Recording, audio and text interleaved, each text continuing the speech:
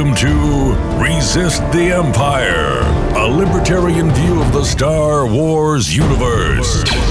This is your one-stop shop for news, events, and topics in the Star Wars canon. From a libertarian perspective, here are your hosts, Brian McQuaid and Roger Paxton.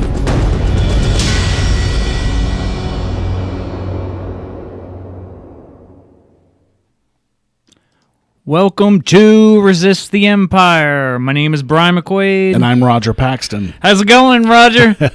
Couldn't be better, brother. Couldn't be better. I hear that. We had an amazing time, an amazing week. Real quick, journalism really annoys me. We actually had this for a couple weeks ago. You sent this to me, and my immediate thought was, I'm going to be annoyed by this, right? Because it's like, here are 7 of the film's biggest shockers. Number 1, the film is somewhat a reflection on society. Imagine that. Oh, wow. That's a shocker Somewhat. Indeed. Yeah. And I said, well, in its defense, it is by E! Online, right? Right.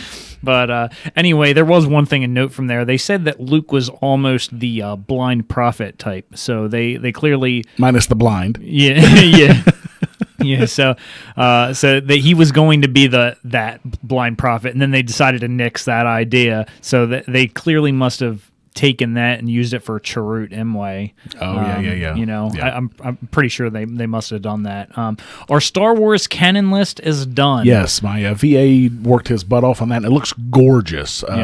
So basically what we've got here is a list of all of the canon stuff, and we're going to try to update it every month because there's new stuff coming out all the time. And it's basically a list on our website that shows everything in the timeline that's canon material, all the books, the comics, the movies, the TV shows, and you can purchase it directly from there on Amazon, every bit of it, and you know, we get a little taste of that. It doesn't cost you anything extra, but it helps the show out. Yeah. So you can check that out at resisttheempirepodcast.com/canon, and help us out a little bit. Yeah, so speaking in the latest issue of Empire, and this is via Screen Rant, Hamill reveals the ending The Force Awakens was changed at the last minute to ensure continuity with Rian Johnson's Star Wars The Last Jedi. Makes you wonder what was changed. Yeah, because I've been thinking about it ever since I've been reading these show notes. No idea. I can't imagine. I cannot think of what could have possibly been changed. But it's interesting that JJ, went ahead and did that. Right. Obviously, he's more concerned about the Star Wars legacy than he is about his own. Maybe that he changed because it would almost have to be something, somewhat significant, right? Worth mentioning anyway, right? Yeah. So, anyways, drop the link in there if you want to read about that. We have a new Patreon, John B, at $1 per episode. Thank you so much, John. We appreciate that. Absolutely, thank you, John. So let's do a quick recap. We did our Star Wars live stream Wednesday night, started about 10. Yes. We watched all 8 movies leading up to episode 8.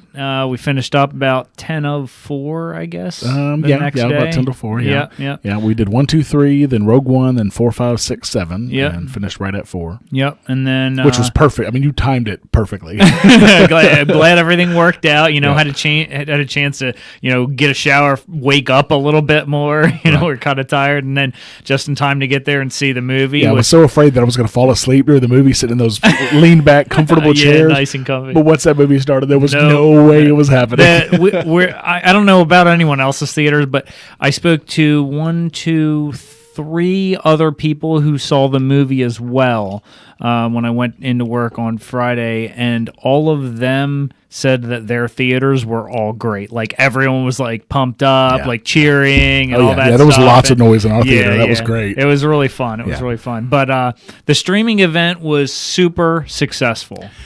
It could not have gone better, I don't think. I mean, not only did neither one of us fall asleep, score. Yeah. My boys didn't last very long. Neither one of my boys lasted long. But we raised $1,260 for the Starlight Children's Foundation. I mean, that's huge. Our goal was $1,000. Yeah. We did 25% better than that. Yeah. That's fantastic. Just a huge shout out to everyone that helped us with this. We got our donation list here, and I'm going to read through it real quick. Please because do. we appreciate each and every one of you guys. Ryan P. at $20, Phil S. at $100, Paul R. at $10, Carl W. at $100 and Dash, Clayton H. $15, Anonymous $10 in Bitcoin, Scott M. $40, Daryl P. $9 in Dash, you contrarian. You. Mark E. $100 in Litecoin, LNL Residential $100, Harry P. $25, Molly S. $25, Phil S. $100 in Bitcoin. That was his second donation. He donated before we even started, so that was $200 from Phil. Brianna M. $20, Rachel G. $20, Kyle M. $100, James C. $100, Kyle M. again at $106. And he gave us 106 to bring us to the 1,000. Yes. So he was our star. He did $206 in donations. Thanks, Kyle. Yep. Christopher H. $25 in Dash, Katie T. $40, Mary F. $30, Daryl P. again $25 in Dash, Stephen R. $9.50, Chris R. $100 in Dash, Connor R. $20, and William B. $10. Thank you all so much. You guys helped out a lot of happy kids. Yep. And since we've done so well, we've decided to go and leave it open for a few days in case you guys want to get a chance to get in on the action and help us help the Starlight Children's Foundation. So you can still go to resisttheempirepodcast.com/livestream. We're going to leave that up until Friday evening sometime. So please go and donate generously. If we hit $2,000, which is certainly possible, and it's only $750 more. If we hit $2,000, then Brian and I will pick one lucky winner from this list of donors and do something extra special for you. We don't know quite what yet. We're bouncing around some ideas, but we've got to hit $2,000 to do that. So please go to resisttheempirepodcast.com/livestream and help us out. Yeah. So before we get moving along here, we are going to go see this movie again, and this time we're going to go see it in D-Box. Neither one of us have been to D-Box before, and I've never even heard of D-Box until you mentioned it. So D-Box is in Epping, New Hampshire, so if any locals want to go ahead and join us, we're going to be trying to head there on December 30th, the closest time to noon, whatever that may be. They only list their showings like not even a full week in advance, so we're kind of looking as we're going along here. And so we want to do this kind of as a fan event. So, if some of our fans want to come and join us, please do. We're going to, as soon as those seats go on sale the week before, we're going to go ahead and secure ours. Mine, Brian, I'm sure his wife will be going, and I know my kids are going. But, get tickets as well. We'd love to see it. And maybe afterwards we can all go, have lunch or some coffee or something and just kind of hang out afterwards. So that's going to be the Epping, I think it's the O'Neill Theater, the D-Box. And D-Box, I've never been to one, but it looks really cool because, the seat gives you motion seating and all kinds of cool stuff. And, of course, it's 3D as well. And we saw it in 3D. Yeah, oh, man, it was amazing in 3D. It's fun, riding in the Falcon. Riding along with that. Yeah, there was so much. It was amazing in 3D. I can't imagine seeing it not in 3D now. It was so well done. Yeah. So, moving along here, I'm going to actually skip that first article there. Because it's not pertinent, really, and cut us some time in here. So, Battlefront 2's rubber band trick showcases yet another problem with the game. This is courtesy of my friend Dan, who actually attended the movie with us the other night.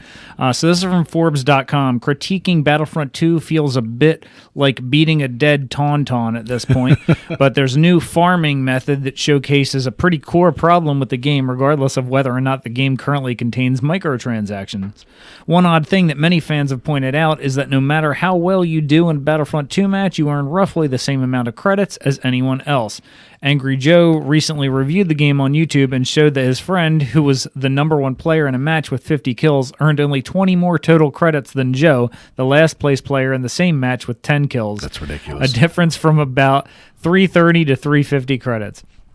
This isn't totally unheard of and sort of could make sense for what's allegedly supposed to be a more casual shooter. Everyone gets a participation trophy, but players have figured out a way to farm credits without doing anything at all, abusing the current system. Of course. The trick is to take 2 rubber bands and force your 2 joysticks to move in opposite directions during a match.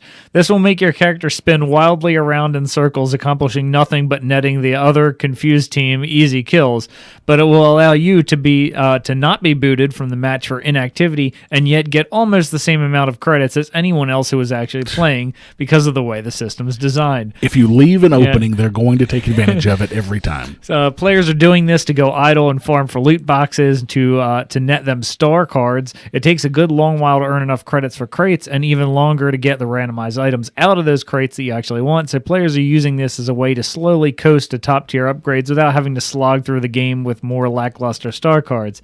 It's of course kind of stupid as you're essentially avoiding playing the game to play the game later, I guess. If you hate playing enough to do the rubber band trick, I'm not sure you'll enjoy it even when you do have the right star cards. But the point is that this tactic shouldn't exist at all. Some important points about this.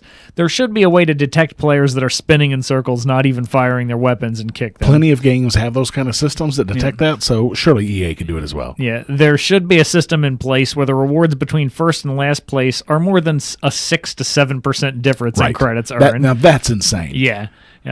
This does still have to do with microtransactions to a certain extent, because the grind-heavy loot box star card system was built in the first place to support microtransactions, which no longer exist. If the system was redesigned in a more rewarding, less loot box-centric way, perhaps players wouldn't resort to this. Right. There's a long laundry list of changes Battlefront 2 needs to make, but this one seems pretty urgent, even among the other issues. Players going AFK and not getting kicked in order to idle farm loot boxes is bad for everyone involved and needs to be rectified. I suppose the more people that do this, the faster it will get fixed, so rubber band away. I don't imagine any punitive measures for players who do this are coming, as DICE won't want to rock that boat, but hopefully it's fixed soon and other changes are made to address the root of why this is happening in the first place. Well, I will have to say that DICE and EA have shown in the past on other games and the ability to take what comes out as a poor game and turn it around. They did it with Battlefield 4. They did it with Battlefield 1. They took a lot of criticism and a lot of crap from the player bases and turned them around to the point where it brought back a lot of that player base. They've got to do it again. And it's sad that they even have to do that. They should have learned their lessons from other games. Yeah, so I did play a little bit before I came over here to record today, but I didn't play the multiplayer like Galactic Assault, but I did play some Starfighter Assault, and I was not getting like 100 credits when I died doing nothing. Like there was times where like I got blasted out of the sky 3 seconds after I started, and I only got like 8 points. So now I remember before, at least in the Galactic Assault, I'll get like 100 points like when I'm killed. Right. You know, so I don't know if it was doing that in Starfighter Assault before because I just haven't played a lot of it. So maybe they did already address this issue. I just haven't seen it yet because we've been so busy.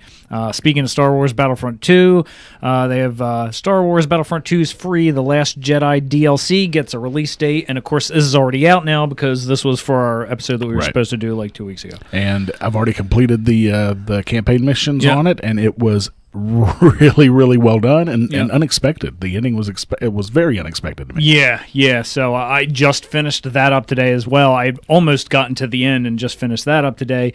EA's laid out the roadmap for December's Last Jedi season Star Wars Battlefront 2 content. The main date to remember is December 13th. It's already out. New heroes and villain characters Finn and Phasma will arrive. The new planetary map of Crate, new Starfighter Assault map Dakar, and when Tali Lintra's new A-Wing hero ship, as well as new upgrade for Poe's X-Wing, inspired by The Last Jedi. Reagan says that my oldest kid says that Kratos is now his favorite map on there. He says he loves it. Awesome. I'm going to try and get that tonight. Phasma and Finn will be unlockable by spending in-game credits. I have not seen them in the list of all the other unlockable characters, so I don't know what I'm missing here. They're showing on Reagan's. Okay, yeah, so I don't know if I need to do something first, but anyways, I didn't see them on mine. But the Resurrection chapters or the DLC, and it's good story mode stuff, and something takes place in there. This was not coincidence. It was released a couple days before the movie came out. There's something that takes place in there that basically you see kind of an outcome of in The Last Jedi in the beginning of that movie. So that was pretty cool. So what's $800 and already sold out? this Lego Star Wars ship. NPR.org. It made the Kessel run in less than 12 parsecs, but a new buildable version of Han Solo's famous Millennium Falcon is currently stalled. Those hoping to snag one of Lego's new Star Wars sets for the 2017 holidays will likely be disappointed. It's currently sold out online. After a September release only to its VIP list, the company's promise it's working as fast as it can to make more sets available and keep our Lego builders happy. At a cool $799.99 and more than 7,500 pieces, it's the expensive, easy-to-lose gift that keeps on giving. The ship is big. Once constructed, it's longer than the width of a grown man's shoulders, at least the shoulders of Lego employees Hans, pictured in the video explanation on this page, cashing in on the nostalgia surrounding not only the Star Wars franchise, but also its own toy brand. This is the 10th anniversary edition of Lego's first Falcon set, according to the video. Lego Falcon owners have taken to fan blogs and Twitter to show off their constructions, and as is to be expected, the video offerings attached to hashtag Falcon Build are numerous and sometimes painstaking productions. Options include multiple unboxing ceremonies, a 7-episode series of real-time builds generally lasting about 2 hours, and high-quality time-lapse versions. Well, Lego should have known better. I mean, come on. Come on. They should have known that this would be the most anticipated Lego set of the year. They should have known that. I can understand why maybe they limited their production a bit, because $800 is a pretty hefty price tag. It is a pretty hefty price tag, but if you're going to limit production, raise the price more. I mean, it's supply and demand. Oh, sure. Because they're going to have a whole bunch whenever they have a new release, and it's still going to be the same price. Yeah. And so people who would have been willing to pay more for it are out. And some people maybe did pay more for it when somebody bought it and sold it on eBay. That's certainly possible, yeah. Absolutely. So Rian Johnson speaks out about new Star Wars trilogy. This is from NME.com. Rian Johnson, the director of the forthcoming Star Wars Last Jedi movie, has spoken out for the first time about the next trilogy. Earlier this month, it was confirmed a new Star Wars film trilogy and TV series was being developed. The new trilogy, a statement said at the time, will be separate from the episodic Skywalker saga and will introduce new characters from a corner of the galaxy that Star Wars lore has never before explored. And this makes me think it's going to be the outer regions, because that has really never been explored. Yeah, the unknown regions. Yeah. So that's my call. Yeah. So now Johnson, who will direct all 3 of the fourth trilogy, has given his thoughts of the next era of Star Wars. I'm just in the very beginning of starting to come up with what the new trilogy is going to be, he told a fan event in Mexico in a clip you can watch below. What makes me so excited about it is the idea of doing a new story on the big canvas of 3 movies in this world. There's just so much potential, and I can't wait to jump into it. There have so far been 3 trilogies in the classic movie franchise, the original trilogy from 77 to 83, the prequels from 99 to 05, and the current sequel trilogy. Latest trilogy started with The Force Awakens. It will be completed by the Last Jedi next month and the yet unnamed Episode 9 in 2019. We all loved working with Ryan on The Last Jedi, said Kathleen Kennedy. He's a creative force, and watching him craft The Last Jedi from start to finish was one of the great joys of my career. Ryan will do amazing things to the blank canvas of his new trilogy. No release dates have been given for the new trilogy films, and we finish on this one because we want to talk a little bit about the film. And I've got to say that after seeing The Last Jedi, I can absolutely see why they trusted Rian Johnson with a new trilogy. Yep. I was really concerned when he didn't get the nod for the third one. I was a little bit concerned that, oh God, maybe he's not doing as good of a job on 8 as we, had hoped. Mm. But then when this news came out, it confirmed why he's not doing number 9. First of all, because he's going to be kind of busy working on his own project. Sure. Yep. But it also confirmed to me that even before we saw The Last Jedi, that he killed it on The Last Jedi. I mean, I trust Kathleen Kennedy. Yeah. I think that she has made some really bold and some really great decisions with Disney. With Lucasfilm, and she has. I mean, she has really done some amazing things. She's, she has a great vision, and for them to trust Ryan with this, after seeing The Last Jedi, I think they absolutely made the right decision. Yeah, I think when we heard that he was getting his own trilogy, we were both fairly excited about this movie coming out. Yeah, because you don't just get your own trilogy without knocking some socks off.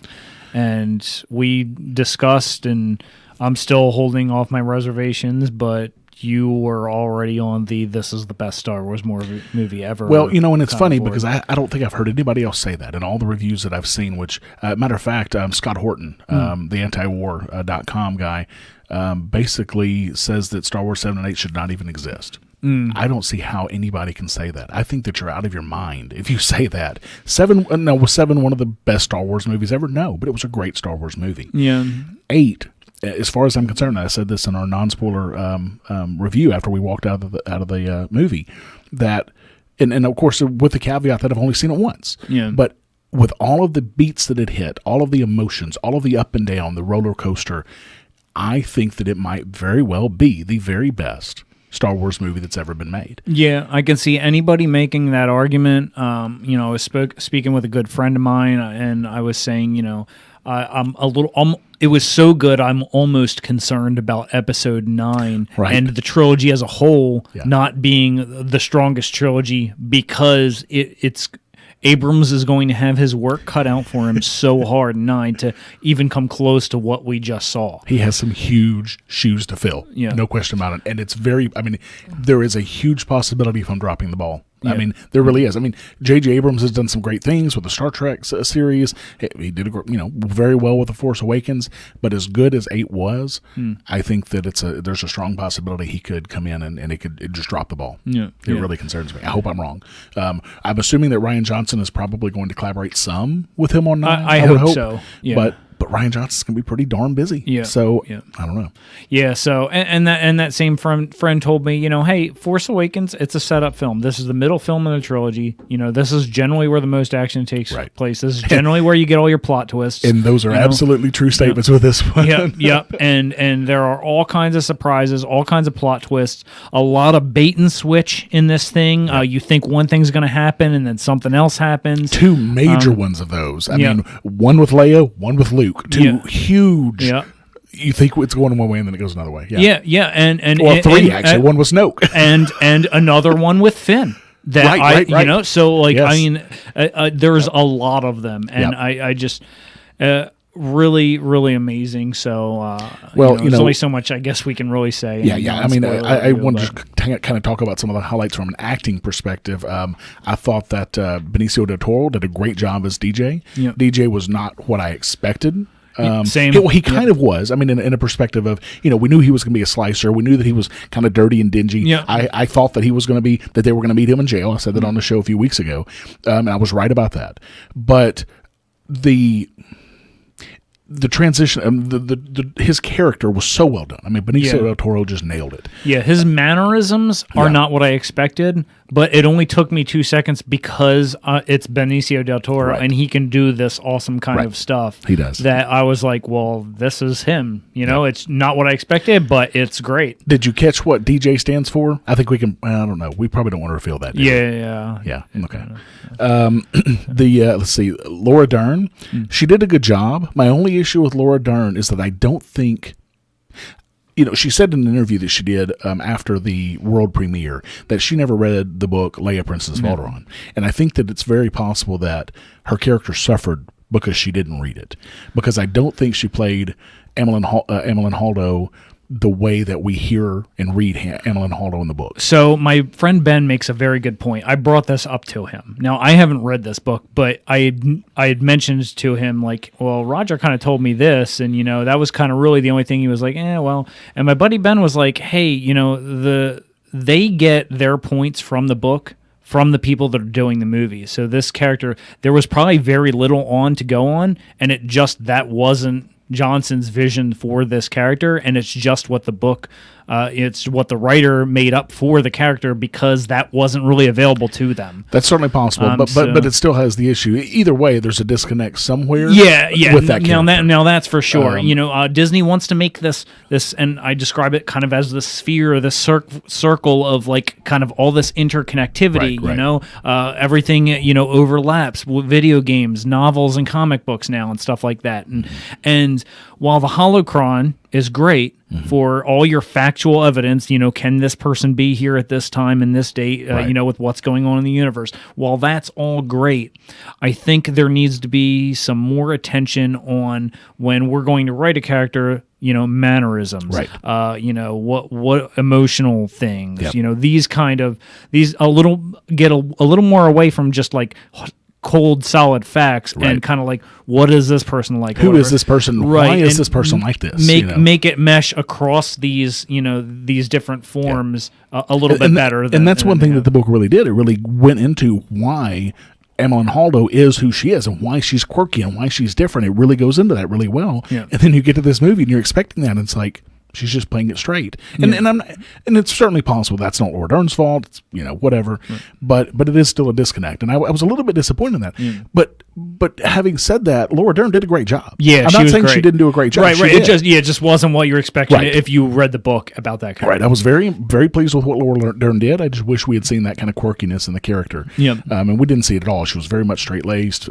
She had a great moment, in that film. What probably the most visually stunning moment of the movie. Yeah, and sound, if I can Sound, say that. yeah. Oh Yeah. my god, I mean, it was a bold sound choice. Yeah. So, really well done. yeah, very cool. Let's see, what else was the? Luke. Mark Hamill. Yeah. Come on. If that's not Oscar worthy, seriously, he was great. He was did absolutely great. an amazing job in every bit of this. From the beginning, when he's one way, to the middle where he's a different way, to the end where he's an entirely different person. He makes such a transition through the movie. Yeah.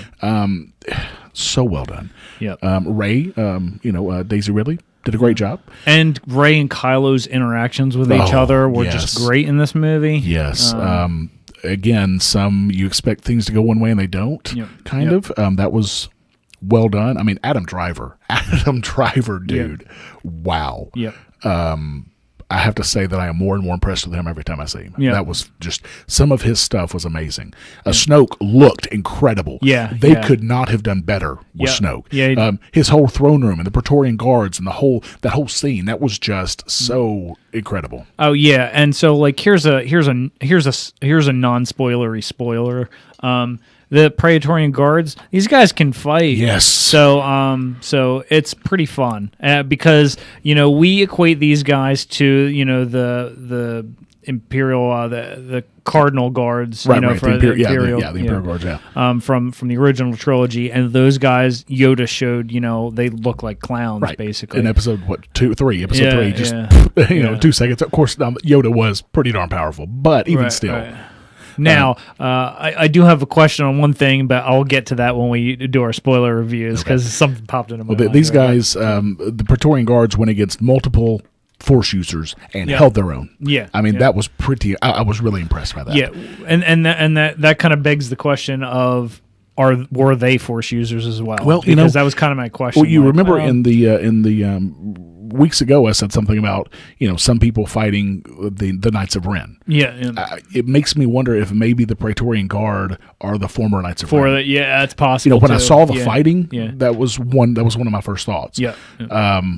Clearly, I was wrong because the Knights of Ren don't even make an appearance in this, but it's certainly possible. So that was a spoiler, if anybody was. Oh yeah, sorry, oops. Yeah, there's no Knights of Ren in this, which it's like they dropped that on us just in a little quick clip of the first movie, and they've never touched it again. Maybe we come back to it. Actually, no, they did talk. We do know who the Knights of Ren are. They didn't mention Knights of Ren, but they talk about after the temple was destroyed. Right. That must have been anyway. Yeah, so it's possibly them. Yeah. Right. Speaking of our spoiler review, we're going to be recording on January the 4th after we see the movie again on the 30th. Yep. Or was it the 31st? I don't remember now. 30th. So we're going to do our spoiler review on the 4th so that we're fresh with it again. Yep. I'm considering taking a notepad in there to take notes. There is so much to break down in this movie. It's actually a good idea. It's got to be one of the most roller coaster movies I've ever seen. My oldest son, my 11-year-old, says that this is his favorite movie of all time now. That of all the movies he's seen, and the kid loves movies, he says this is his favorite movie of all time. Yeah, it's in contention for me. I don't like rushing to conclusions like that without sitting on things for a while. And that's why I have the caveat of only seeing it once because that could change. There's no doubt. But at this point, And it's not because it's just fresh. It's because of the roller coasters. It's because the highs and the lows. It's because, they hit every beat solidly. They hit every emotion solidly. You laugh your butt off. You want to cry. You cheer. They hit every You hold your note. breath many times. Yeah. There were a couple of times where some of the jokes fell flat. The very beginning, when Poe is talking, non-spoiler. yeah, when Poe is talking to somebody, Yeah. like it's a telephone. That fell flat to me. Oh, really? Yeah, I didn't care for that. Because I enjoyed that a lot. No, I'm not saying it wasn't funny, but I think from a Star Wars perspective, that's too close to our universe. I think for it to. I think it fell flat. Yeah, it was funny, but I didn't. It didn't seem very Star Wars. And you say like it's kind of too close to like us, but like I can see things like that happening in that universe as well. Like I'm sure it's not, we know that, these things happen sometimes. So the other thing, dice. Yeah. So all right. Yeah. I didn't care for that. That kind of threw me for a loop. Yeah. Anything else? They could have picked anything. Yeah. That again, that's something from our universe. That's something from our world, it fell flat to me. Yeah. I would have liked to have seen them pick Though we did see that in Canto Bight as well, or at least some form of it, right? And we've seen some form of it in episode 1, right? too. But the location where that came from, that's what really bothered me. No, I hear you. So that was. But other than that, I can't think. And of these are minor things. Yeah, very minor. Oh yeah. These are very minor. These are not major plot point. Well, the dice are major, kind of a plot point, but it doesn't matter what the item is. It's just an item that matters. But yeah, it was so well done. We finally see Rey. There's a reason why Luke looks incredibly stunned in the trailer, and seeing the things that she can do was, she's awesome. Yeah. I'm terrified to see where her transition is going to go now. I got a lot of questions, but they got to wait till the spoiler review. Yeah, which we'll be doing on the 4th of January, so definitely don't miss that episode. That'll be episode 20. Definitely don't miss that episode. So, Homeland Security to test chemicals near Kansas-Oklahoma border. This is from KJRH.com. The Department of Homeland Security is planning to conduct chemical and biological tests near the border between Kansas and Oklahoma. The Wichita Eagle reports that department officials plan to execute a low-level outdoor release of inert chemical and biological simulant materials at the old Chillicothe Indian school in January and again in June. The campus is in Oklahoma, just 6 miles south of Arkansas City, Kansas. The department says the test is to determine how protected people would be when staying inside if biological agents are used in a terror attack.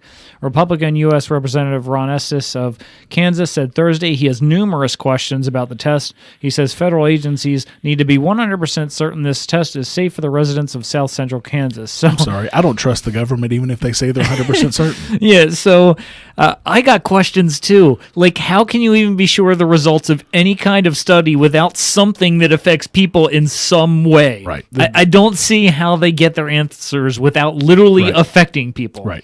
Like, how does that work? Yeah, a wind shift, any number of things could cause this to turn into a disaster immediately. That's not something to play with. Yeah, it doesn't sound like a good thing. It doesn't sound like anything I would want to be near. No. Clone Wars fans probably can't help but think to themselves whether the study revolves around defending against or creating their own blue shadow virus. Right. Yeah, nice call.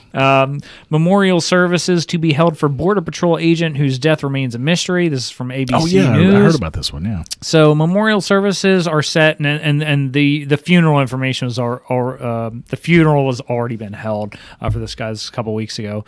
But the death of Rogelio Martinez, 36, remains somewhat of a mystery to investigators who are offering a $25,000 reward for information in the case. Martinez leaves behind a distraught mother struggling to understand what happened to her son. I loved him and I miss him, Elvia Martinez told CNN. Martinez and a fellow agent were discovered at the bottom of a ravine in Texas after they had responded to a sensor triggered in the area. Law enforcement sources told ABC News the fellow agent, who has not been named, was only only injured, and he has since been released from the hospital. On Monday, authorities were open to the possibility that the two agents had inadvertently slipped into the ravine because of a lack of concrete evidence, the sources said. During a press conference on Tuesday, FBI Special Agent in charge, Emerson Bew Jr., said the agency was investigating the case as a potential assault on federal officers and appealed to the public to call in with any tips. President Donald Trump said Monday that the agents had been brutally attacked. When asked if Trump was correct in the description, Bew said Tuesday that he had not briefed the president on the case.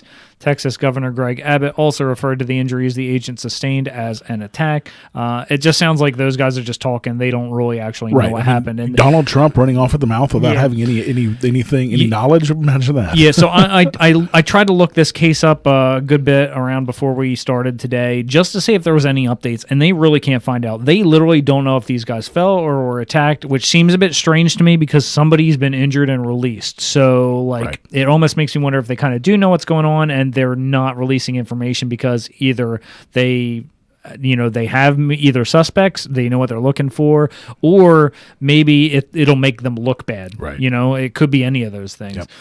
So there's still all kinds of unanswered questions. With no witnesses and no evidence, the story does seem a bit odd. Well, but there is a witness, the other agent. That's what I don't understand. Is no other witnesses. Why are there questions about what happened when you've got a guy who was there? That is so strange. And I like that they're looking for witnesses as well, because this happened out in the middle of nowhere. Absolutely.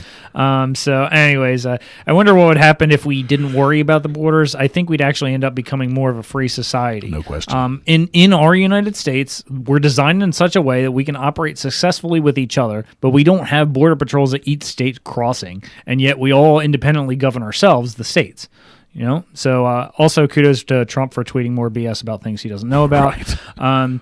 Now, if this was an unprovoked attack, I'm not sure that much could have been prevented about it. I'm curious, though, if it's possible that less violent encounters would happen if it was known that Border Patrol could only have weapons that were set to stun, especially from illegal aliens who may fear, and rightfully so sometimes, of being shot and killed for walking across an invisible line. Yeah, that's a valid point. Sure. So, maybe stun guns. Yeah. So speaking of borders, and this is fascinating. So I read a book the other day. I said the other day. It's been a couple months now. On seasteading, and seasteading is something I've kind of followed for a while. Yeah. This is it. Yeah, This comes across kind of like in our liberty circles here in New Hampshire. You come across somebody every now and then who's either really involved or likes to talk about the seasteading. Yep. The world's first floating nation, designed to liberate humanity from politicians, will appear in the Pacific Ocean by 2020. This is from the dailymail.co.uk. The world's first floating nation is set to appear in the Pacific Ocean off the island of Tahiti in 2020. That's a beautiful place. Yeah. Whoa. A handful of hotels, homes, offices, restaurants, and more will be built in the next few years by the nonprofit Seasteading Institute, which hopes to liberate humanity from politicians. The radical plans, bankrolled by PayPal founder Peter Thiel, could see the creation of an independent nation that will float in international waters and operate within its own laws. In a news interview, Joe Quirk, president of the Seasteading Institute, said he wants to see thousands of rogue floating cities by 2050, each of them offering different ways of governance. And this would be perfect. I mean, we talk about the grand experiment that is America, because you have 50 different, states that can, for better or worse, make their own laws. Yeah. But they're all still under, a democratic republic type of system. Yeah. With this, you could have a socialist nation, you could have a communist nation, you could have a libertarian nation, all with the same resources, and then you've got a starting point, and you can see, okay, well, this one works, but hey, communism doesn't, because now they're over there having to eat Joe to survive, Right. So I absolutely want to see this. Yeah. So Mr. Quirk says governments just don't get better. They're stuck in previous centuries. That's because land incentives a violent monopoly to control it. And what he's saying, I believe he's speaking to the government itself, not actual individuals. Right. The first island is being funded by a coin offering a new concept gaining popularity in Silicon Valley, in which money is crowdsourced by creating and selling virtual currency. Yeah, so he's doing it through an ICO. Yeah. I'm not crazy about that idea. Yeah. So the nonprofit hopes to raise around $60 million by 2020 to build a dozen buildings. The structures will feature green roofs covered with vegetation, and construction will use local bamboo, coconut fiber, wood, and recycled metal and plastic. First revealed in January, the plans have been approved by the French Polynesian government, which is now creating a special economic zone so the floating nation can operate under its own trade laws. The tiny nation, a collection of 118 islands in the South Pacific with a population just over 200,000, has granted the Seasteading Institute 100 acres of beachfront to operate from. French Polynesia is interested in the project as the area is at risk from rising sea levels. Oh, well, that's a perfect place for seasteading. Yeah. I mean, it's going to rise with the water. Yeah. It may seem like an ambitious plan, but the group believes semi-independent cities could be the perfect place to try new modes of government and agricultural methods. Mr. Quirk said Mr. Quirk and his team have now started a new company, Blue Frontiers, which will build and operate the floating islands in French Polynesia. Seasteading Institute, co-founded by PayPal founder Peter Thiel and political economic theorist Patrick Friedman, has spent the past 5 years creating designs for permanent, innovative communities floating at sea. In 2012, soon after Mr. Quirk joined the Seasteading Institute, he wrote a paper with Mr. Friedman titled Seasteading: How Floating Nations Will Restore the Environment, Enrich the Poor, Cure the Sick, and Liberate Humanity from Politicians. The book that I was talking about, that I was reading, is based on that on that paper. Okay. Matter of fact, it may be that paper just in a book form, and it's actually by Patrick Friedman. Yeah. Okay. The group's claims that building floating cities is the first step to fulfilling the 8 great moral imperatives. Its deal with French Polynesia, signed in January, specifies 2 points the project must prove before it gets the green light: whether it will benefit the local economy and if it proves to be environmentally friendly. Even if it succeeds in proving these 2 points, the project will still need to be approved by the local government and possibly France, which holds the territory. Lovely. Yeah. It's envisaged that between 250 and 300 people will call the first floating city home. Can you really call that a city? It's 250 to 300 people. I mean, it's like a village. Well, yeah, I mean, tomato. The plan is that the city will float just offshore of a host nation, but have a substantial degree of political independence. Yeah. The original proposal was to look to international waters to establish new nations, but the Institute realized locating its city off the coast would enable the inhabitants to go onshore and acquire goods, give it more shelter from storms, and better legal protection. And it talks about this in the book. It talks about the transition. They're going to start, the first ones will be closer to shore, then the next ones will be a couple of miles out, and then on and on and on. And eventually, as technology gets better, they'll be able to push them further and further out and make them much more autonomous. Okay. The Institute says our in-house team is now actively engaged in diplomacy with host nations, making the case that hosting an autonomous seaside city in their territorial waters would produce significant economic, social, and environmental benefits for their citizens. Absolutely. It believes its floating city would create an environment that encourages innovation and startup governments rather than what it calls the monopolies of today. The Institute claims it will give people the freedom to choose the government they want instead of being stuck with the government they get. If inhabitants disagree with the city's government, they could paddle their colony to another city, forcing governments to work to attract citizens. That's kind of how the states are supposed to be, right? Like the freer the state, like the idea is... That's like why I'm in New Hampshire. That's it. Yep. So the feasibility report supported the idea the project is economically feasible, with each platform costing less than $15 million, which works out at a similar price as land in London or New York. Overall, the first floating city is predicted to cost $167 million. I guarantee you the first 250 to 300 people that live there will be crypto millionaires. Yeah. Those will be the people that will buy these spots. Speaking in 2008, Mr. Thiel said...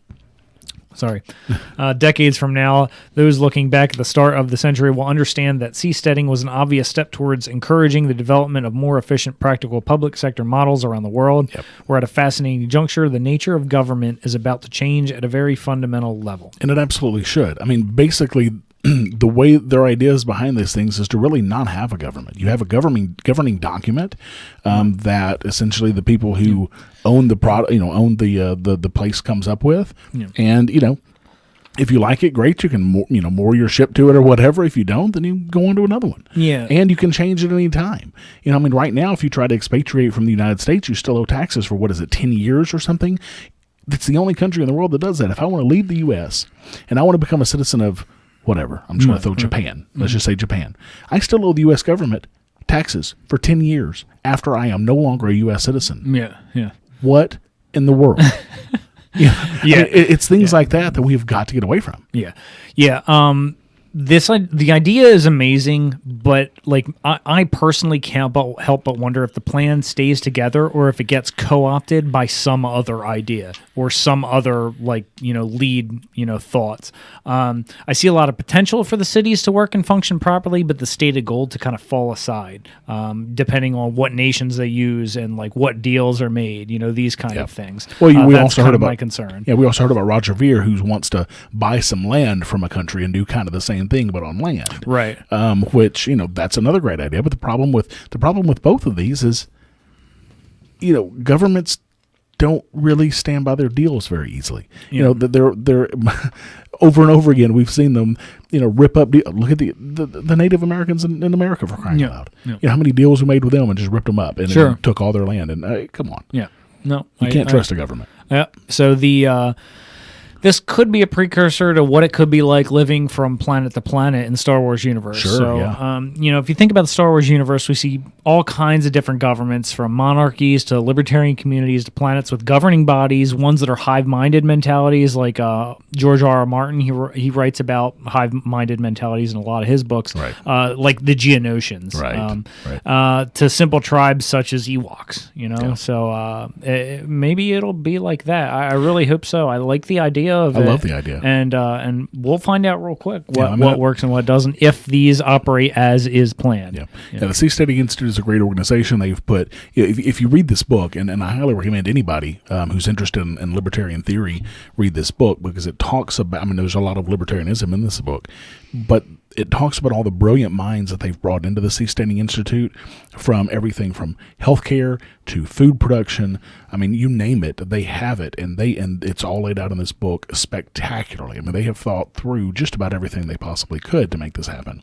My biggest concern, though, is government. I think that you're always going to have to deal with government, regardless, until we change hearts and minds. So even if they have a deal, that doesn't mean anything. And I think you're absolutely dead on. You say 2020 might be optimistic. Yeah. Even if they got started right now, 2020 is 2 years.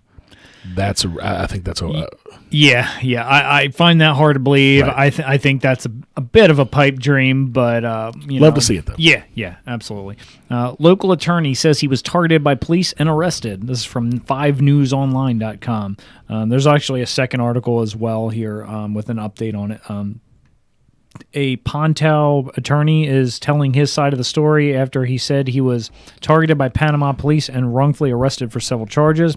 On November 22nd, Panama police said they saw attorney Stephen Minks walking away from his parked vehicle on Highway 59 about 2 a.m. The arrest report states that after the officer asked Minks several questions, he continued to walk away. I had a flat tire, Minks said. My tire blew. I asked the officer if I had done anything wrong or anything illegal, and he said no. Earlier that night, Mink said he was also pulled over by Pensacola police. I don't recall being in any dangerous position, Mink said. I locked my car, turned on my emergency flashers, and I started walking. I got about 10 paces from the car, and here comes a police officer again. Police said Minks became agitated, and the officer told him he would be detained until he could figure out what was going on with Minks. In the body cam video, the officer asked, "How many times did I tell you to stop walking?" He kept on, and I told him to blank off. Well, of course. Said. Is that a lawful order? Right. How is it a lawful order for you to tell me to stop walking? Yeah. I'm not doing anything to... That's ridiculous. Yeah. I cussed at him because I was frustrated. I shouldn't have done that. I lost my cool because I was irritated, but nothing I said to him was a crime. Mink said he demanded a breathalyzer test, and police denied his request. I had not been drinking that night, Mink said. I was just terrified and nervous, just like I am now. Right. And this is a great point. When you're driving along and you're not doing anything, and then you see red and blue lights in your window, are you ever happy? Are you ever excited? No. Your first thoughts are terrified and then angry. Yeah. That should tell you a lot. Yep. The officer then told Minks he was being arrested for public intoxication. Wow. According to the report, Minks jerked his left arm back to his front while the officer was placing cuffs on him. He was arrested. The body cam video shows the officer taking 2 photos of Minks while inside the jail. That's not part of the booking photo, Minks said. These were the officer's personal cell phones. Wow. Yeah. Minks said he hopes in the end that and the charges will be dropped, but ultimately said he believes he was targeted. If there was some problem with the way my car was parked, the officer should have given me a parking ticket or towed my car, Mink said. That's what I get when I drive around. They know I'm the guy who sues police, and they know I'm a criminal defense lawyer who will fight for my clients, and they don't like it. Yep. The arrest report said Minks is facing charges of improper parking on a roadway, public intoxication, resisting arrest, and obstruction. Even though they refuse to get any evidence that might link him to public intoxication. Yeah, that's going to be one of those throwaway runs. Sure, We'll bring a bunch of charges, and then if he pleads out or whatever, Minks told 5 News he plans to fight the charges through a civil rights lawsuit unless the charges are dropped. Good for him. This kind of reminds me a little bit of some people in our community. I love most of our people here, but this article kind of reminded me of something. There's a few that practice civil disobedience here, which I'm all fine with. But some feel that adding rudeness and instigation as well help that cause when it may hurt the cause. Now, I agree with nothing the officer did, so I want to make that pretty clear. I'm not defending him in any way. What I'm saying is his statement escalate a situation in which that officer was itching for a reason to take some further action. Right, and you see it all the time. Somebody will flip a cop off or whatever. Yeah. The problem is, though, there's nothing illegal about that at all. No, is it instigatory? No. Sure. Yeah. But the officer is supposedly a professional. Yeah. And a professional should ignore and that. if you're looking to do that sort of thing and get that kind of reaction, all right, well, fine. I mean, you're not breaking the law or whatever. But most people that I've seen in this community, Derek J. Freeman is a perfect example, who was always, check out Derek J's Victimless Crime Spree. It's for free on YouTube. It's a little over an hour long. It's a documentary done about Derek J. In Keene, New Hampshire, done by Ian Freeman and some others. He was always respectful of the police. But he still practiced civil disobedience. Rosa Parks, a perfect example. She was not disrespectful. She did what she did anyway. She knew she was going to get into trouble for it. Matter of fact, it was planned. They knew all of this was going to happen. But she was completely respectful about it. Adding fuel to the fire, not a great idea when you're doing civil disobedience. But it's still not illegal. So. Yeah, it's not illegal. It's just for me, it's I want to see these causes and these things exposed for what they are. Right. And what I'm afraid of is when the person trying to accomplish this does something that will be taken by anyone in a negative light, then all of a sudden your cause doesn't look as strong to other people, and that's not what they're talking about. Absolutely, because it takes the attention away from what you're trying to prove. Right. And I absolutely agree with you. So I compare this to when Dr. Cornelius Evazan escalated the fight with Luke in the cantina. Nice. It cost him an injury in Pondabama's arm via Obi-Wan's lightsaber. Just because you can yell something profane or threatening doesn't mean you should. Right? Well done. So, Galaxy's smallest political quiz. Yeah, so who is our character for Galaxy's smallest political quiz this week, Brian? So, we're going with Nora Wexley, okay? Mother of Snap Wexley, who we see in episode 7 and 8. Correct. So, Nora Wexley was a female rebel pilot from the planet Akiva who served in the Alliance to restore the Republic and New Republic during the Galactic Civil War. Following the Battle of Endor, she returned to Akiva to reunite with her estranged teenage son, Temmin Wexley, that's Snap, but was drawn into a mission to rescue the captured New Republic pilot Wedge Antilles. Joining forces with Temmin, his B-1 battle droid, Mr. Bones, who is awesome, by the way. Yeah.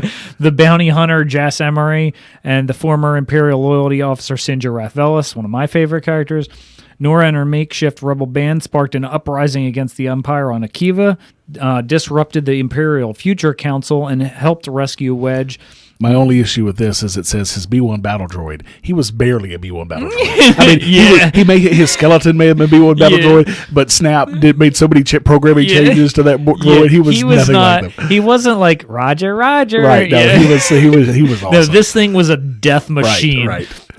So they disrupted the Imperial Future Council and they helped to rescue Wedge. While attempting to apprehend Admiral Sloan, her TIE fighter was hit by burning debris from Sloan's shuttle. After recovering from her injury, Nora, her son, and their companions joined the New Republic soldier John Barrel in hunting down Imperial war criminals. Later on, Nora and her team were involved in significant missions and battles on Kashyyyk and Jakku. For those who are saying, who is this person? You can find Nora in the Aftermath trilogy novels, though she was retconned as one of the pilots in a Y-Wing after the Death Star explosion in Return of the Jedi. And I'm okay with some of that retconning if it's a character that we really you don't even see on screen or you know very little. I'm definitely great with that. And I really loved her character.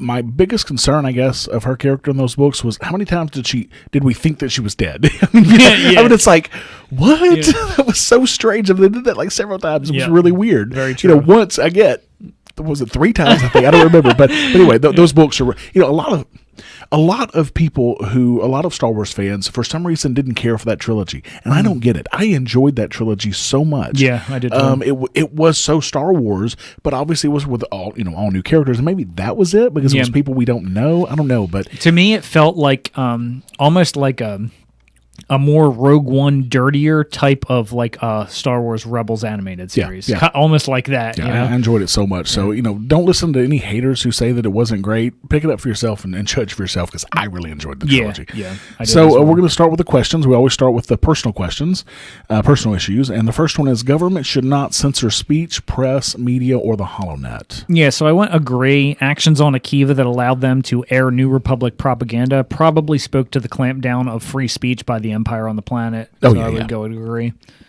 Absolutely agreed. Service should be voluntary. The Jedi policy on the warding of children who are force sensitive and the conscription of soldiers by the Empire is immoral. Yeah, I went agree here as well, especially when you consider the situation in which her husband Brenton ended up in. Yep. I don't want to spoil it for anyone who hasn't read this trilogy, so I'm just going to leave it at that. Yeah, absolutely.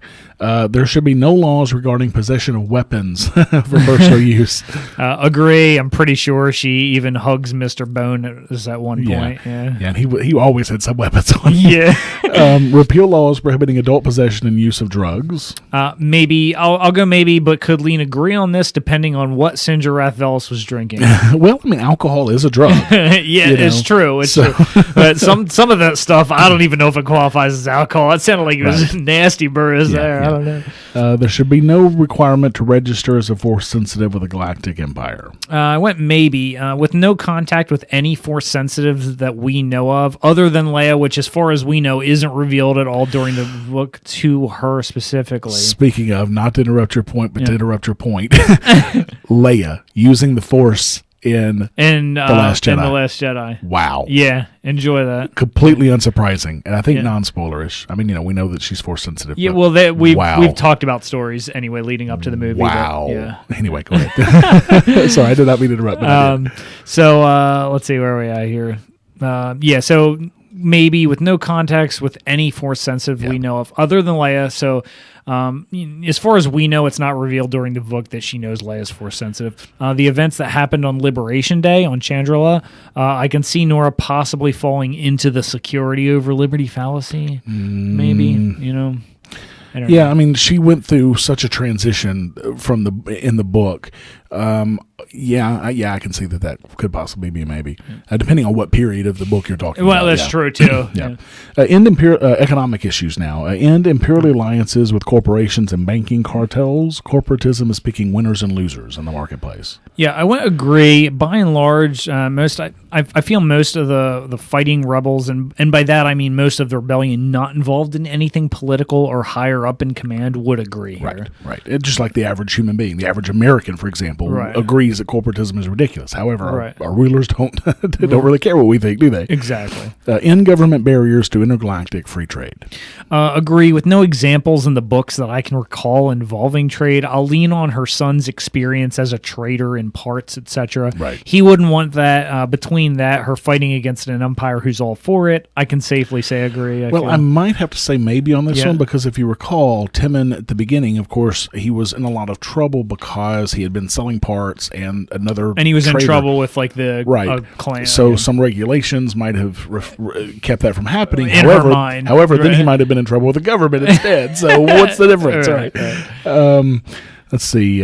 Science and technological advancement should not be controlled or regulated by the Empire. Agree. She's a rebel. She doesn't want the Empire controlling anything. There's a reason why she fights against them. The career path of individuals and the planetary division of labor should not be dictated by the Empire. I go agree. This kind of force isn't something that would sit well with Nora. Her experiences, combined with being a mother who wanted something other than the rebellion for her son, seems to counteract any fleeting thought of something like this. Yeah, it was so good to see her transition to, being more accepting of that. Yeah. Taxation is theft, including sovereign planetary funds taken by the Empire as tribute. Maybe Nora knows that a lot of the funding for the rebellion likely comes from secret donors, but I don't think she's stupid enough to not realize where some of that comes from. With that said, it's a bit of the out of sight, out of mind kind of thinking here, especially for her as far removed from a normal civilian environment as she's in. Right. So I went maybe on that. Yeah, I can't disagree. So that leaves us with a personal score of 80, and by your calculation, it'd be an economic score of 90. I'm saying maybe on one of them, so an 80. But either way, that puts her pretty squarely libertarian. So let's look at the bonus question that we always have. Did this character initiate Force in the Star Wars canon universe? Yeah, so when I was doing this, there was one particular instance I recall that could keep me from calling Nora libertarian. People make mistakes, and she certainly owned up to hers. So Nora kidnaps her own son after injecting him with some kind of sleep aid. Now, that's far from libertarian. Absolutely. Now, she did that because she thought she was protecting her son. Now, where have we heard this before, right?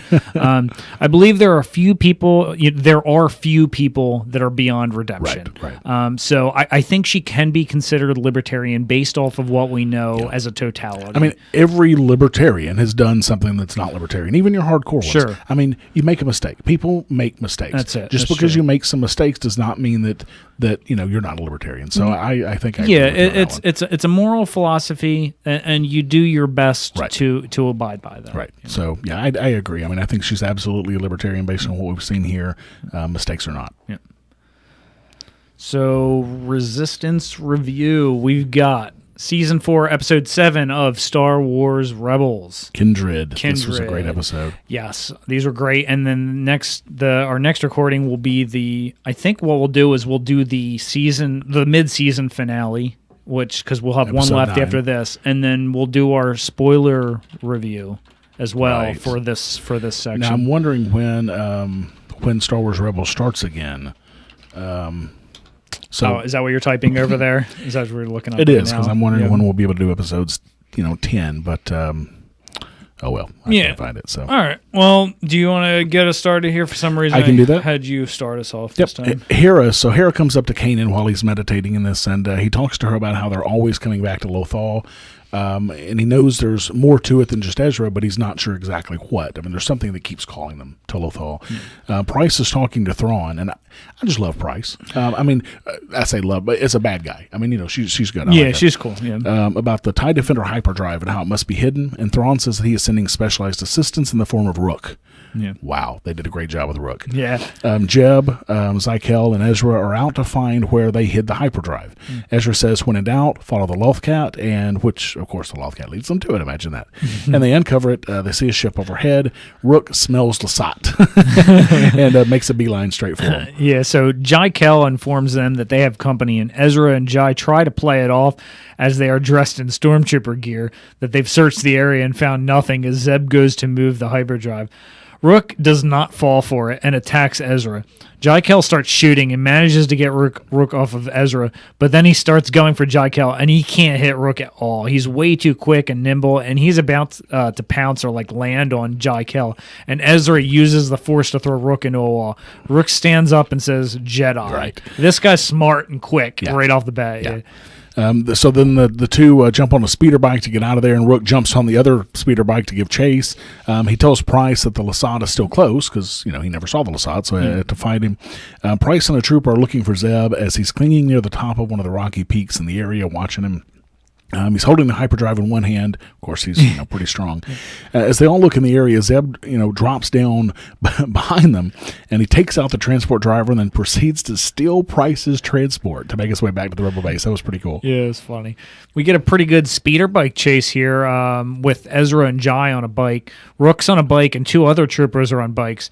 Rook has one of those electro staffs that the Magna Guard guys carry from the Clone War era, and locks blades with Ezra before they get separated by some rocks.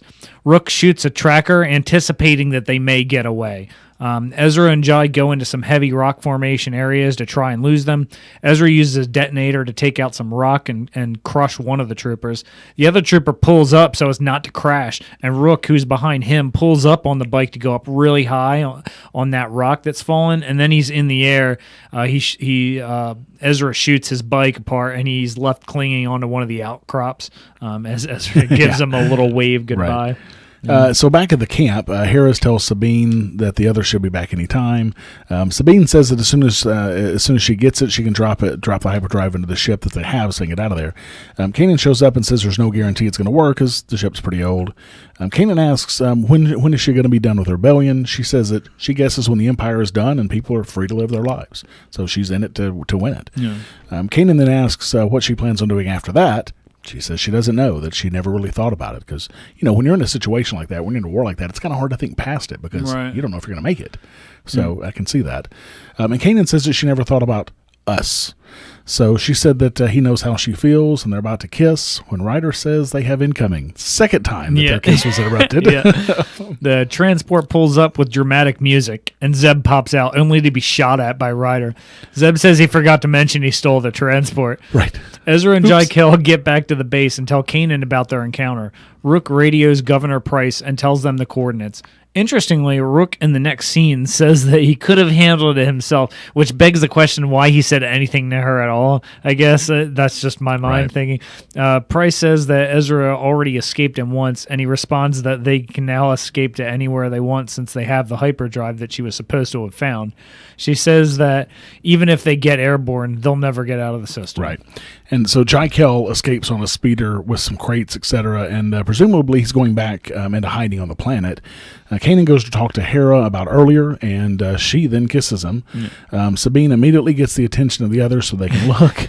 Hey, look at that. Hera says, "May the Force be with you," and gets onto her old beater of a ship. Price alerts Thrawn about the ship as it gets into space. Ryder says, "We have a transport and a bike." Then the transport gets blown up by one of the Imperial tank blasts, and Zeb asks how many they can fit on a bike. And Ryder replies they're out of options, and at the same time we hear the Loth Wolf. Yeah, so Ezra sees this Loth Wolf again and tells the others that that's their way out. Ryder asks if he's serious. Ezra asks the Loth Wolf if he knows the way out, and the wolf runs off. Sabine asks Kanan, and he said, it's not like they have many other options. Zeb tells Ryder it's okay. Things are good when they get weird. Ryder runs after them all, asking how they've all stayed alive for so long. Up in space, Hera's being chased by some TIEs, and one of Thrawn's subordinates reports that she'll be trapped as she's flying into a construction area. What they don't realize is that she's got the hyperdrive running, and she blasts through the area, causing some damage as she escapes into hyperspace. Thrawn is not pleased, to say the least. In the deeper, rockier caverns, the rebels are escaping. They're following the Loth Wolves when suddenly the wolves stop and lay down and growl a bit. Ezra said they should stay back. Kanan asked why they stopped. Ezra said he doesn't know. Then he starts to walk forward, and Kanan tells him to stay back. After some stares, Ezra says he thinks the wolf is looking at, and then Kanan interrupts and says him. Yeah. He walks up to them, and the wolves stand up, and they all follow them into the cave. And it was funny. There was a moment in The Last Jedi that was similar to following animals into a cave. So anyway, that just made me think of that. Yeah, that's true. Price orders air support to turn the mountains into dust. I love that. Right. It's great. They get into the caves, and Sabine sees that there are markings on the wall showing people following the wolves into the cave. Ezra tells them to turn off their lights. The bombs start falling around them in the mountains. Ryder doesn't Ryder doesn't think they're going to make it out of there. With the lights out, all you can really see is the wolf's eyes, but then a light in the distance. Ezra has them all hold hands, and they follow the wolf into this light, or the wolves. So we have some really cool scenes with the wolves' paws walking on water, but behind those water ripples, it looks like outer space. Yeah, it is one of the coolest scenes I think I've ever seen in this show. It was very almost like slow hyperspace. I don't know. It was really weird. It was some sort of I don't know. The next scene is a Loth cat mewing in a field, and all of a sudden, and all the rebels they're lying down as if they're sleeping. The Loth cat licks Ezra's face, and he wakes up, and suddenly they're not in a field anymore, but they're on a rock, and the Loth wolf is looking at them. Zeb asks where they are, and they go looking outside, and it's Lothal, but completely somewhere else on the planet, not anywhere near where they were. So it was like these Loth wolves have some kind of teleportation thing. Right. I don't know. It was really strange, but it was a really cool effect.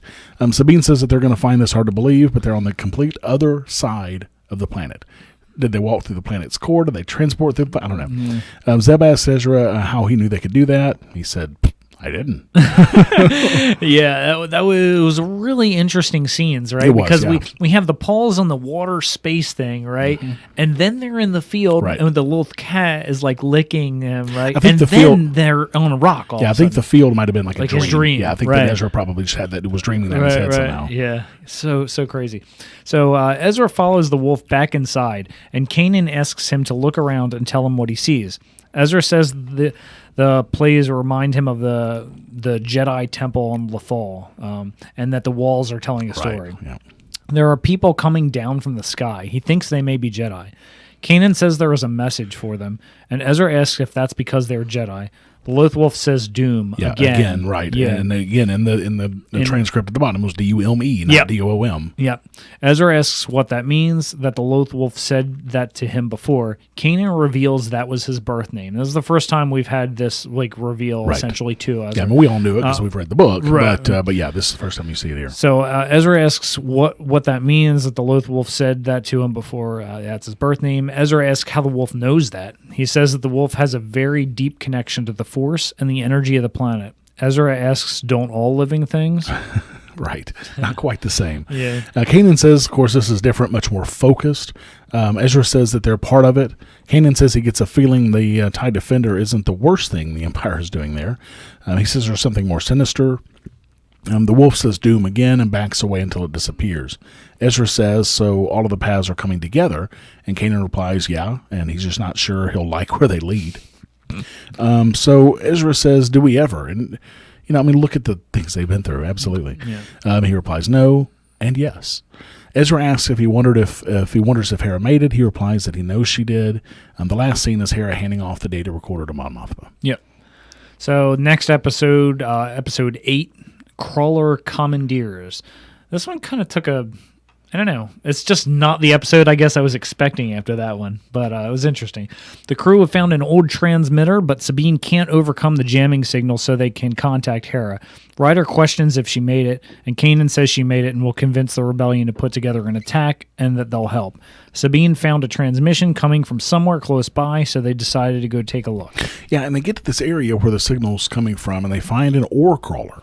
It's basically strip mining the surface for materials for the Empire, and they spot a long-range communication array that can likely reach Hera, so they decide to get into the vessel and see if they can use it. Yeah, so back at Yavin 4, the generals discuss the TIE Defender and that their analysts have yet to find a flaw in the design. Hera proposes they attack the factory because they can't let these be mass-produced as their fighters just won't stand a chance one-on-one. The generals decide they need to discuss further action as there are too many variables and ask Hera to wait outside. Right, so we go back to the rest of the crew, and they start their infiltration of the crawler with the communication device, and Sabine jetpacks on top of it and takes out a couple of Mining Guild security droids as the others get aboard. They get into the cabin to discover some lizard species captain jamming out to some tunes. It was actually quite entertaining. It was funny. Yeah. The captain's able to send a distress call before they're able to stop him and smash his beacon. There is a call that comes through regarding the distress beacon and then the ceasing of the beacon. Right. Yeah, so Ezra puts on his best lizard voice because this guy sounds right. like a lizard to try and deter them from coming to investigate. The entire time, the lizard keeps getting loose from Zeb's grasp to try and yell for help, and the guild says that they will be sending technicians to help with the repair. After the call, Sabine detects a signal coming from the back of the crawler, and Zeb and Kanan go to check it out. Kanan tells Sabine and Ezra to keep an eye on the captain. Right. And so when Kanan and Zeb get back to the back of the crawler, they discover these slaves, and of course, Vizago.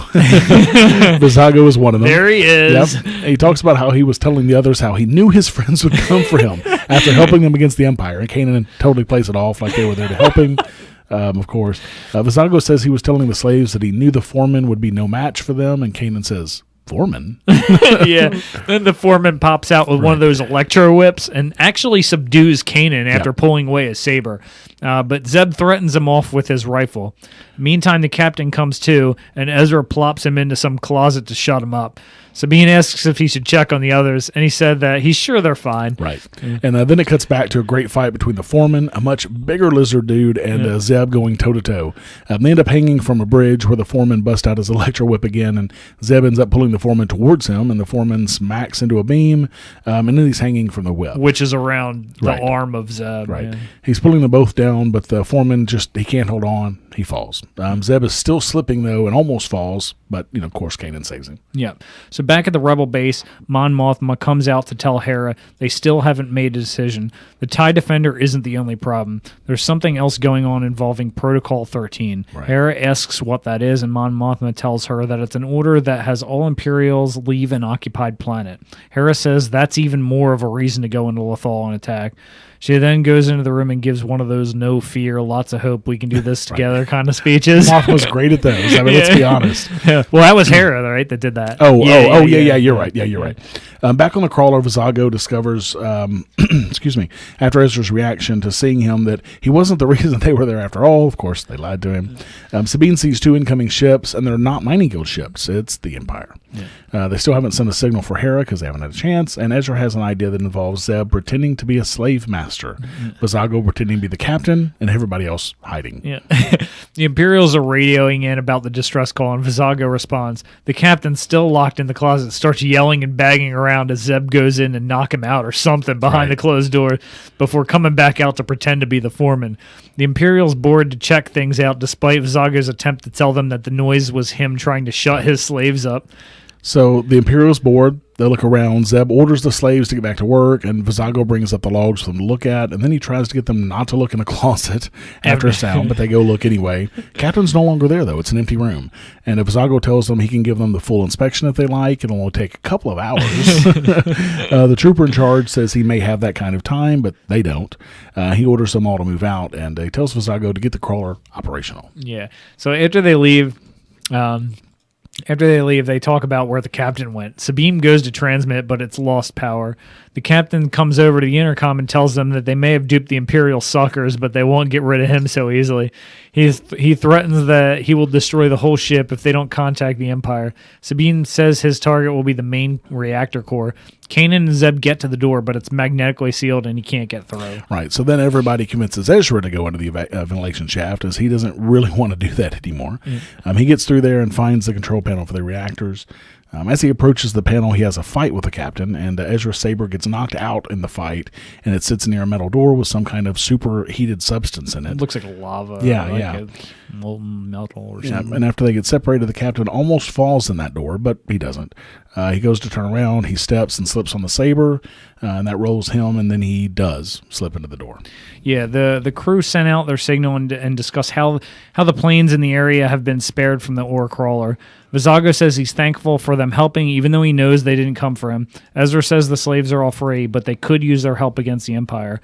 Vizago says it looks like the crawler needs a new captain. Hera then radios into the team to tell them that the attack is happening and they will lead the ground assault. Yeah. So I really liked the first episode of these two. Yeah. It was really, really well done. The second one I wasn't as crazy, or at least the part with, Ezra and Kanan and all. I didn't care for that part of it. The interactions with Hera and Mon Mothma and all of that I enjoyed. Yeah, so it was like they were just looking for something for the other guys to do. Yeah, really care for that. My concern with this last episode involves Ezra. So the captain was...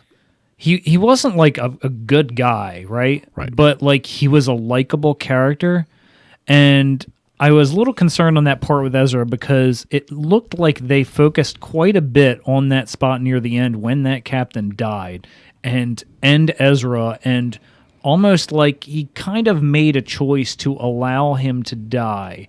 And I don't know if that's alluding to something more, like maybe a bit of a slippage to the dark side or what, because I feel like they kind of focused on him a little bit there. Like he could have prevented that from happening. Like he could have taken control of the situation without letting him die, but he chose not to. Right. I don't know if that means anything. That's kind of how I took it. But is choosing not to act immoral? I don't know. That's a tough one. Yeah. I mean, I don't know. But yeah, I see your point for sure.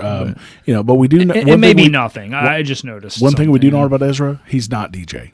Yeah. That was a lot of speculation that DJ in The Last Jedi was Ezra. Definitely not. No. But definitely go see The Last Jedi. If you haven't seen The Last Jedi yet, you are absolutely missing out. Yep.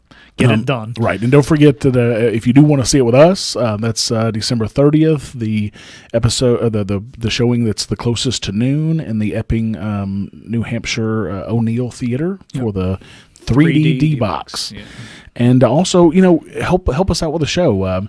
Donate to our charity that we're trying to finish up through Friday, and it's resisttheempirepodcast.com/live stream.